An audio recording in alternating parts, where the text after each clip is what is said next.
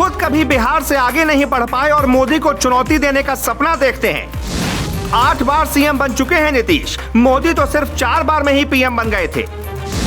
BJP RJD को 2-2 बार दे चुके हैं धोखा। ऐसा नेता मोदी के आगे कैसे टिकेगा? नहीं पता। देश को चाहिए मोदी जो दिन रात करे काम, नहीं चाहिए नीतीश जैसा नेता जिसे लोग कह रहे पलटूरा। जी, नीतीश कुमार यानी कि सियासत के पलटू राम ने आज यानी 10 अगस्त को 8वीं बार बिहार के मुख्यमंत्री पद की शपथ ले ली है। बीजेपी नेतृत्व वाले एनडीए से नाता तोड़ने के बाद उन्होंने 9 अगस्त को मुख्यमंत्री पद से इस्तीफा दे दिया था। अब राष्ट्रीय जनता दल के साथ गठबंधन के जरिए वो फिर से सीएम पद पर काबिज हो गए। लेकिन सीएम पद की शपथ लेने के बाद उन्हें लग रहा है कि वो तो खुदा हो गए हैं, सियासत के भगवान हो गए हैं। इतना घमंड आ गया है कि सीधा सीएम से पीएम बनने का सपना देखने लगे हैं।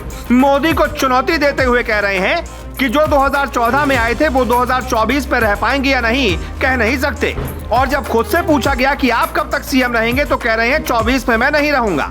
आप मतलब समझ रहे हैं? मतलब ये है कि नीतीश 2024 में पीएम बनने का सपना देख रहे हैं, तभी वो कह रहे हैं मैं सीएम नहीं रहूंगा। उन्हें लग रहा है मोदी की बीजेपी को बिहार में धोखा देकर वो सीधा केंद्र में भी बीजेपी के लिए चुनौती बन गए हैं। ये नहीं पता कि मोदी तो सिर्फ 4 बार गुजरात का सीएम रहने के बाद पीएम बन गए थे, जबकि नीतीश तो 8 बार बिहार के सीएम रह चुके हैं और आज तक बिहार से बाहर नहीं निकल पाए। अब आप खुद सोच लीजिए, जो कभी बिहार से बाहर नहीं निकल पाया वो मोदी को क्या चुनौती देगा? देश को मोदी जैसा कर्मठ और काम करने वाला पीएम चाहिए, ना कि नीतीश जैसा पलटूरा जो जब चाहे कैसे चाहे जनता के जनादेश के साथ मजाक करते हुए उसे बदल दे और खुद सीएम बन जाए। बीजेपी से नाता तोड़ना हो या जोड़ना हो, या फिर आरजेडी के साथ आना हो या उससे अलग होना हो, नीतीश के लिए कोई नई बात नहीं है। पिछले करीब 3 दशकों के दौरान बीजेपी और आरजेडी के साथ नीतीश के रिश्ते कई बार बने, कई बार बिगड़े। यूं कहें पिछले करीब 3 दशक में कम से कम 4 बार नीतीश का हृदय परिवर्तन हो चुका है। चलिए एक बार नजर डालते हैं पिछले 3 दशकों की उन घटनाओं पर जिन्होंने नीतीश को सियासत का पलटू राम बना दिया। 1989 में लालू से दोस्ती, 5 साल बाद बगावत। जनता दल में अपने शुरुआती वर्षों में नीतीश कुमार ने 1989 में बिहार विधानसभा में लालू प्रसाद यादव का नेता विपक्ष के तौर पर समर्थन किया। नीतीश और लालू एक दूसरे को कॉलेज के दिनों से जानते थे। बाद में दोनों ने ही जयप्रकाश नारायण के आंदोलन से जुड़ाव किया।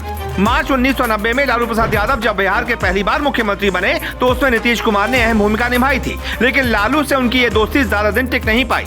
94 में नीतीश ने लालू के खिलाफ बगावत कर दी। इसकी वजह थी उन दिनों जनता दल पर लालू का नियंत्रण था। लालू का साथ छोड़ नीतीश ने जॉर्ज फर्नांडिस के साथ मिलकर समता पार्टी का गठन किया था। 2013 में एनडीए को धोखा देकर हुए अलग। नीतीश और बीजेपी का मजबूत गठबंधन करीब 17 साल बाद जून 2013 में पहली बार तब टूटा जब बीजेपी ने नरेंद्र मोदी को 2014 लोकसभा चुनावों के लिए एनडीए की ओर से प्रधानमंत्री पद का उम्मीदवार बनाया। नीतीश ने उस समय बीजेपी से अलग होने के लिए कम्युनलिज्म यानी सांप्रदायिकता का हवाला दे दिया। नीतीश ने तब कहा था मिट्टी में मिल जाएंगे, बीजेपी के साथ वापस नहीं जाएंगे। 2017 में आरजेडी से किनारा, फिर से बीजेपी का हाथ थामा। 2 साल के ही अंदर नीतीश ने जेडीयू, कांग्रेस और आरजेडी से मिलकर महागठबंधन बना लिया जो 2017 में टूट गया। जिस बीजेपी के लिए 3 साल पहले कह रहे थे मिट्टी में मिल जाएंगे, बीजेपी के साथ नहीं जाएंगे, उसी बीजेपी के साथ सरकार बना ली। 2022 में फिर से नीतीश का बीजेपी से हुआ मोहभंग। करीब 21 महीनों के बाद एक बार फिर से नीतीश कुमार का फिर से हृदय परिवर्तन हो गया। 9 अगस्त को नीतीश कुमार ने एनडीए से नाता तोड़ने का ऐलान करते हुए इस्तीफा दे दिया। कुछ ही देर में लालू की आरजेडी के साथ गठबंधन किया। 10 अगस्त को वो आरजेडी के समर्थन से 8वीं बार बिहार के मुख्यमंत्री बन गए और जिस आरजेडी को भ्रष्ट बताते थे उसी के साथ मिलकर सरकार बना ली। वाह भाई वाह, इतनी बार तो शायद गिरगिट भी अपना रंग नहीं बदलता होगा जितनी सियासत में रहते हुए नीतीश कुमार ने रंग बदल लिया।